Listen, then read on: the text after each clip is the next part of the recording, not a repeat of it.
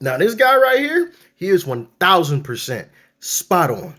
Check it out. Joe Biden, Kamala Harris, everything was Trump's fault. Trump's in office. Everything is Trump's fault. If something good happens, it's not because of Trump. If price goes up, it's not the president's fault unless Trump's in office. If gas prices go down and you're a Democratic president, then you did that. But if your name is Trump, you had nothing to do with it. Isn't it interesting that over the last 4 years, the previous administration was gaslighting the American people and saying that prices weren't going up, and yet they campaigned on lowering prices? But then as soon as Donald Trump takes office, they blame him for all the prices going up. The Democrats want to say that Donald Trump is for the rich, and yet majority of billionaires and millionaires just happen to support the Democratic Party. Why is it that so many of these Democratic politicians are supposed to make under $200K a year, and yet they're multimillionaires? We know how Trump made his money through business. These politicians made their income off our tax money. And they want to talk about the stock market crashing right now. It's actually a perfect opportunity to buy, because the stock market is just going to readjust itself. And they don't want to talk about the fact when it crashed between 2022 and 2023. These people fail to realize that the wealthiest 70% control majority of the stocks. So the stock market dipping like this gives us a great opportunity. So when the market looks like this, a lot of those investors like to take money out of their stocks and put it into bonds. When that happens, that helps to lower other rates. You know, those same rates that made it almost impossible to own a home under the previous administration. I just find it interesting that they're all about immediate gratification now when they didn't care about anything the past 4 years.